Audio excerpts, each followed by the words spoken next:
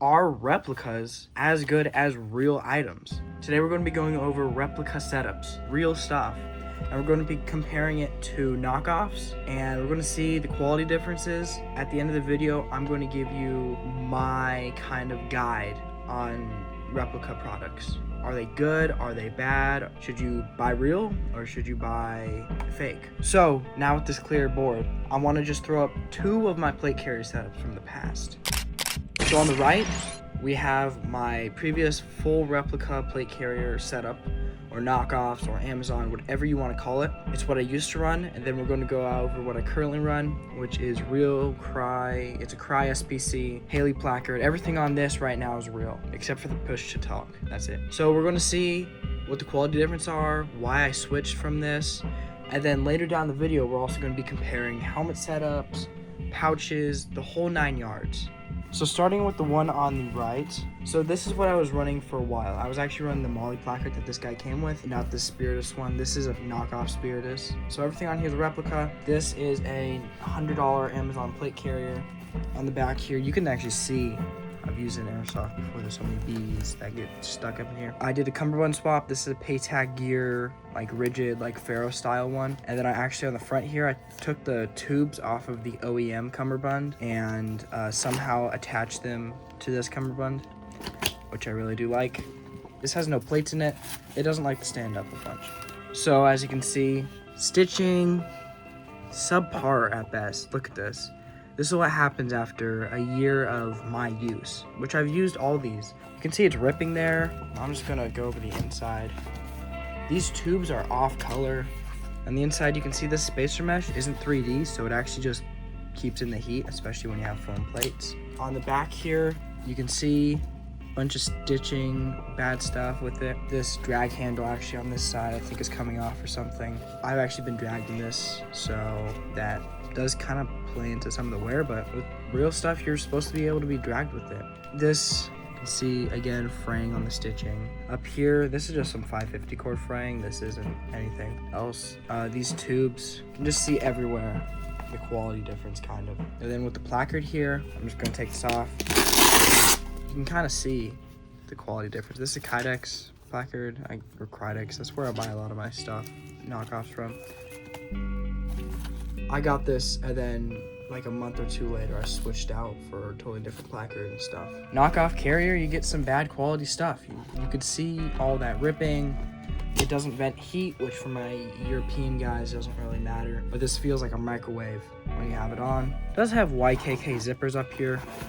I never even use this front pocket. These tubes can't interface with real tube systems. It has shoulder tubes, which suck. So I'm just kind of going over the quality, because you might get like an LV119 or LV120 knockoff or a Cry SBC knockoff.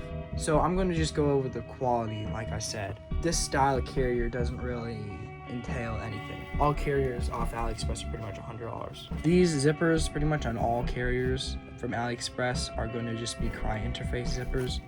So you can see on the back here, this isn't even under a lot of load, and you can see how much like the stitching's just fraying. And then you saw how poorly that spacer mesh was built. Yeah, look at all this ripping on this drag handle right here. It's just horrible. I ran this, I don't even know. I ran this from like 23 to like early 25. It did last. I was able to use it. You can actually see in my profile picture for Red Flannel Guy, I'm wearing this carrier. Look at that, all the stitching just coming off.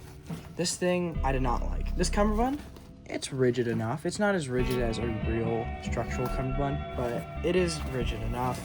Doesn't come with tubes because it's a Pharaoh replica. Does have a little bit of stretch back here, which is fine. This is a Velcro to Velcro cummerbund system. As you can see, it's kind of flexing in the back here. For a $90 plate carrier, I don't know. You can see all the wear patterns there. And this was after like 1 year of use. My plate carriers have always just sucked, and I've always hated them.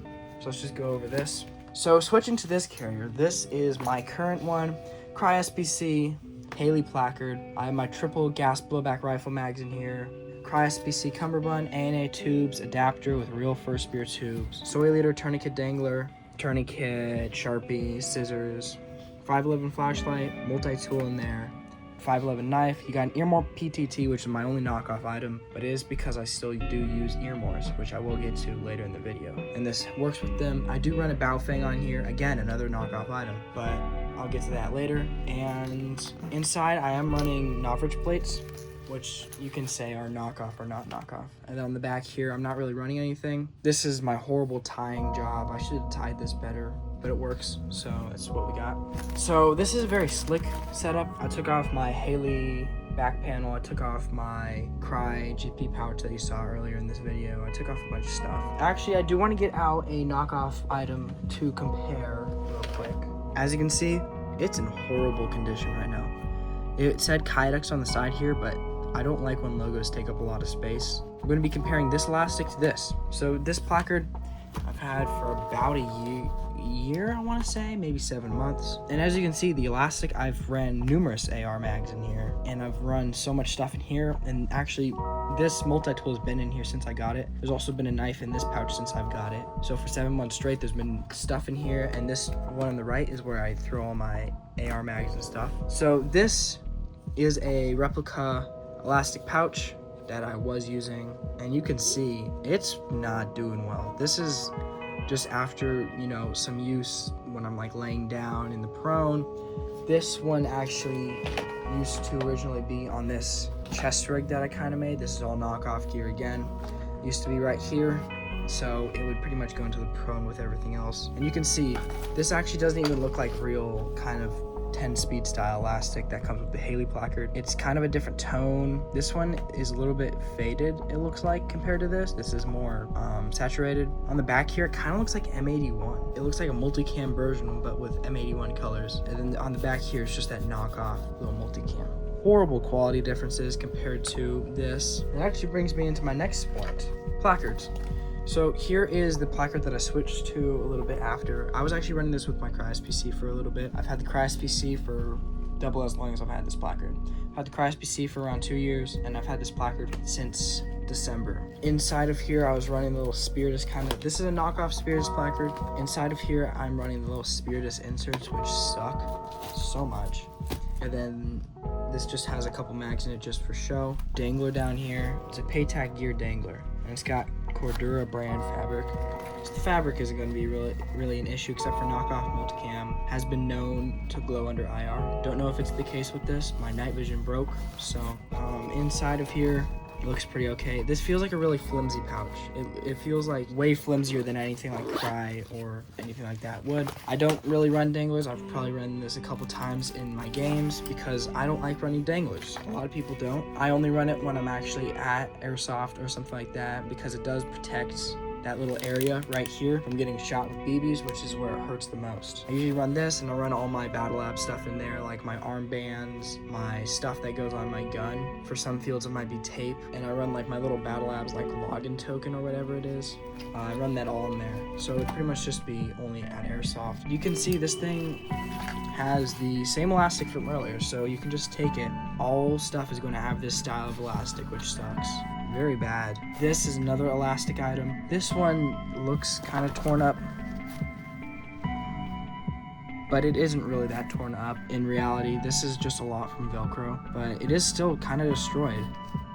This is a knockoff Pharaoh dangler. It doesn't even really like sit well though. Again, M81 webbing, it's so weird. Whoever made this placard, I think it's Kydex. So they always have to change it just a little bit to make sure they don't get copyright infringed. So this has changed just a little bit from the Spiritus placard. So moving to my next items is going to be items that I currently run. Here are the items that I run without the plate carrier in here. So here is a Spiritus Systems Spud replica pouch. It's got the pangolin, which actually does stretch, which I will give you some points on for that. And the reason why I got this is because I was like, I don't want to spend $80 on 2 of these style pouches when I can just get them for $20. And it is kind of a cool test so I can make videos like these. This is a roll 1 that I got because I wanted to get a roll 1. And for, you know, I think this was $16 or $9. It's okay if I lose money on this because it's not even that much money. And then this is a SIG. Again, clear and safe, finger off the trigger. This thing could still go off. SIG Airsoft replica. safety on. I got this holster because I was like, I want to run my SIG in a holster and I want to spend like less than $40 on it. I actually got a guy in the Discord server that sells real military ones of these, exact same model, for not that much more than I got this holster for, but I didn't know that at the time. So this is a holster that I got, and let's just go over the experiences with all these items. So starting with the Spirited Spud, you can see it's kind of stretched out here. That's because I do run a arrowhead bottle in here. So as you can see, I literally just took it out for this video, so it is a little bit stretched out. This Spud is pretty good, but looking at the back, look at how much wear is on this molly already. It's so worn, and this is after, 7 months of use or 8 months of use. It's crazy. This flap is stretched out, which I don't know how the real one fares. Other than that, this is kind of fine. Elastic is not that great. If you have $80 and you either can get one of these or real Spud, I would say maybe go with this over the real Spud. But if you have infinite funds or something close to that, like $1,000, get the real Spud. You're going to be able to avoid stuff like this. After a couple months of use, I might actually have to replace this. So next, this is my roll 1. I will actually open this up. So you can see it's kind of off center. I don't know if that's because of the items I put in it or something like that. So here's the insert. Here is the roll 1. It comes with a bunch of extra elastic. So as you can see, with this fully stretched out, there's still a lot of elastic, which is kind of sloppy in my opinion. I did have to take off that little Velcro panel because I didn't like the way it looked. It made it look like a replica. The Multicam is the same Multicam that all knockoff stuff uses. Yeah, so if you didn't know that, all knockoff stuff uses the same Multicam. Here's my insert. This thing is very reflective. I don't know if it comes off on camera. I have a light like right up there. Stitching is subpar. It's crazy. It's not that great. Like you can see how much I'm stretching this. If this is your actual med kit, you do not want this failing at all. This is my non-emergency one. That's why I actually don't have anything written on here, because this is literally just if like somebody gets a boo-boo. This is my like kind of boo-boo kit. It's got a little bit more than that. It's got some gauze pad that's just rolled and not like compressed or anything. It takes up a little bit more space, but this is something where it's just something minor on that list. So like anything from a cut to a gash would be going into this. And on the back here, I do keep some gauze pads. This stuff is all very useful. Got some Minions band-aids, and then I do have a Coleman survival first aid kit or something. All this stuff is just for minor use, so if it gets removed from my carrier or anything, or if I'm just running my belt, I will still be fine. It's kind of like a luxury item. So let's wrap this back up. I still do run both of these items. As you can see, there is quality differences. I still will run these until they fail, because they're not like mag pouches or something like that, where it's definitely you die if you don't have this item. So next, moving to this holster. If you're law enforcement, don't cheap out. If you're security, don't cheap out on holsters, especially if you have a real firearm. So this is the holster. It's a little bit worn here. I rubbed up against a brick wall. And I've used this a fair amount because my Glock 19X, which is right up there, is broken a bunch of the time. I will just go over how it fits. This is a P320X carry, which is pretty much an M18. It fits this really well, and sorry to flag the camera, I'm not behind it right now, but as you can see, it goes until about there, and it still fits in there very well. With this hood on, you press down, press forward. It feels just like it does on a real SIG holster, or not SIG, Safariland holster. For this button, on real Safariland holsters, you have to pull it back like about to there. With this one, it's a little bit weird. I don't know if, because I only have a 6000 series Safariland holster. This is a 7000, so I don't know if they changed it, but you only have to pull back to like right about there to get your SIG out. It gets harder to press the more you pull it. So up here, it's really easy, medium, and really hard to pull it. It's really good, as you can see. It is a 7000 series, which aren't even, the real ones aren't even known to be reliable. They're known to split back here because these are injection molded. But this is perfectly fine, especially for your airsoft use. I got a level 3 because I wanted to just get a level 3. And I'm not planning on running anything inside the SIG. There isn't any bullets. I'm not planning on putting any optics or flashlights. This is kind of just a backup airsoft pistol. Another holster that I did run that I've had horrible experiences with is this. This is my Safariland style holster, 6354DO. Don't remember who made this. I think it was like JFC store. First time I put my airsoft pistol into this holster, it latched on and it wouldn't let it out. So when I put it in, even pushing this down the entire pretty much way, it would really get hard to push. And I'd have to push it down with like probably 20 pounds of force, and then I'd be able to get my pistol out. I forgot what we did to fix this because I used this probably last time I used this was like 2 years ago, 3 years ago. It's not a great holster. You can see the cordura or whatever it's called is ripping. It's actually just go like that. Whoa. So yeah, that was not how it was supposed to go. Going on this bottom here, you can see it's fraying so much. I do have a real Safariland, not 6354, but 60 something. It's a 6000 series Safariland holster wrapped with cordura. Does not flex like this. On the inside, you have their knockoff of dynamic fuzz or whatever they call it, which makes it so that if you have side-to-side movement, it grabs onto the pistol, and if you have up and down movement, it just lets it glide and just protects it. Doesn't work at all. This is just kind of like fuzz. Doesn't do anything.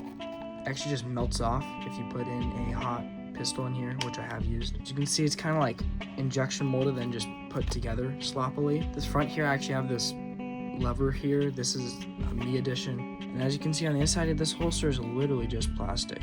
There's like nothing else going on. Moving all this away.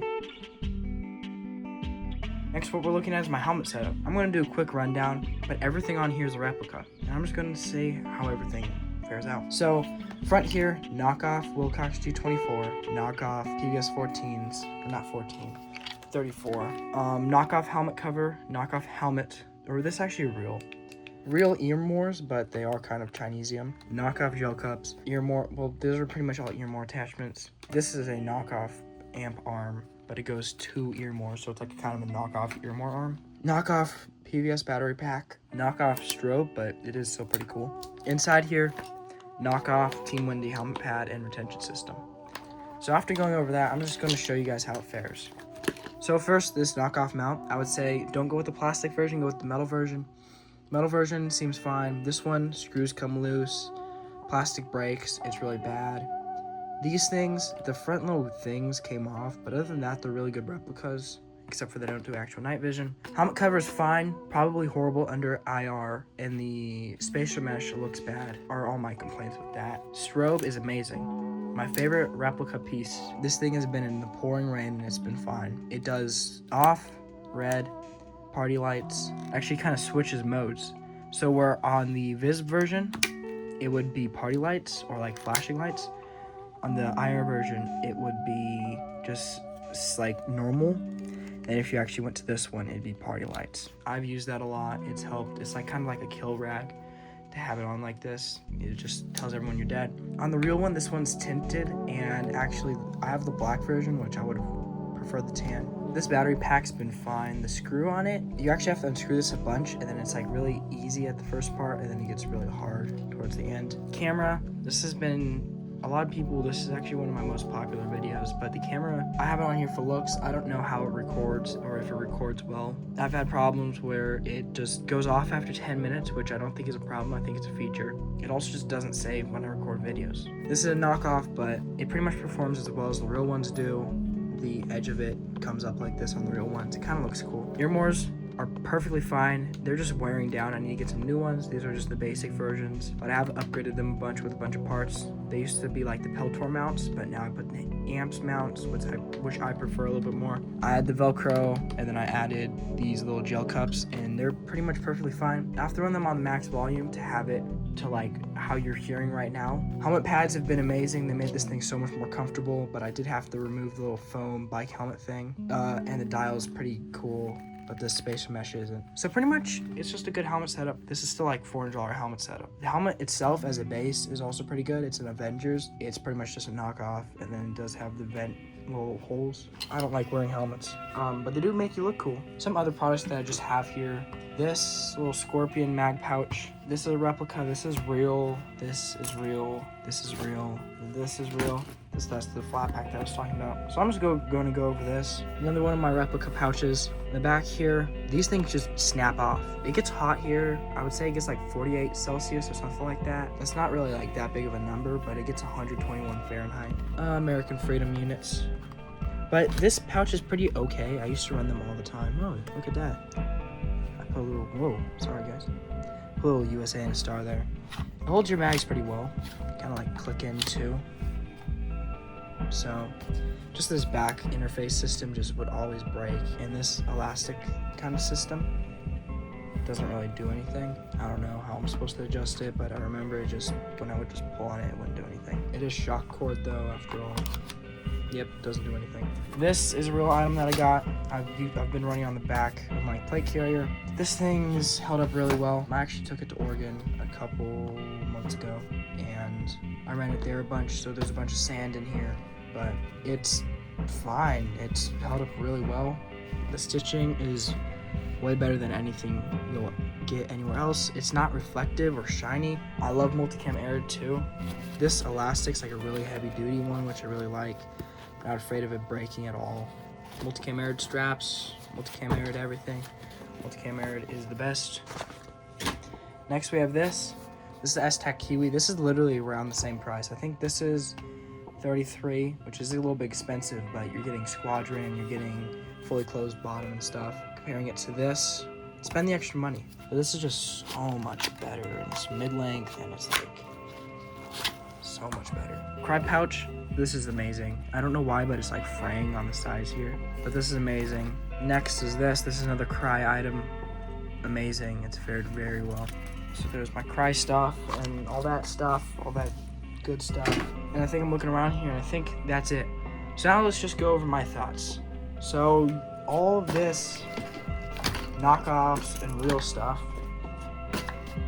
just all put it in a pile.